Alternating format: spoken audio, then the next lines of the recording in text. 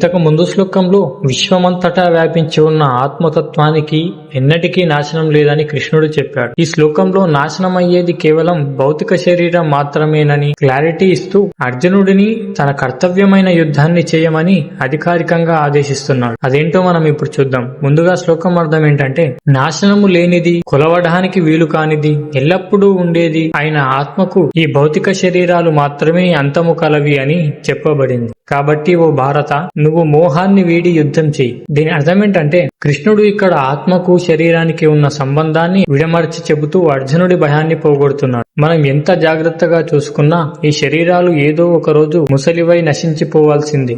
అది ప్రకృతి నియమం. శరీరంలో నివసించే ఆత్మ మాత్రమే నిత్యమైనది. శరీరం అంతమవ్వచ్చు, కానీ లోపల ఉన్న చైతన్యం అంతమవ్వదు. ఆత్మను మన కళ్ళతో చూడలేము, చేతులతో తాకలేము, లేదా ఏ శాస్త్ర సాంకేతిక పరికరాలతోనూ కొలవలేము. అది మన భౌతిక పరిమితులకు అందనిది. భగవద్గీతలో శ్రీకృష్ణుడు ఇచ్చే అతిపెద్ద ప్రాక్టికల్ సందేశం ఇదే. అర్జునా, నువ్వు యుద్ధం చేయకపోతే వీరు చావకుండా ఉంటారా? ఈ శరీరాలు ఎలాగైనా అంతమవ్వాల్సిందే. నువ్వు చంపుతున్నానని భ్రమపడకు. నీ కళ్ళ ముందున్నది ధర్మయుద్ధం. ఒక క్షత్రియుడిగా అధర్మాన్ని ఎదిరించడం నీ బాధ్యత. కాబట్టి లేచి యుద్ధం చేయి అని కృష్ణుడు మోటివేట్ చేస్తున్నాడు. ఈ శ్లోకంలోని నేర్చుకోవాల్సిన విషయం ఏంటంటే, చావు అనేది ఒక శరీర మార్పు మాత్రమే అని తెలిసినప్పుడు ధర్మం కోసం నిలబడటానికి మనిషి వెనకాడడు.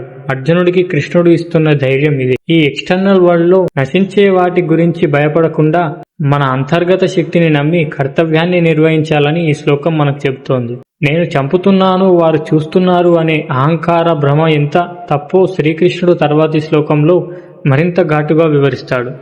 జై శ్రీకృష్ణ.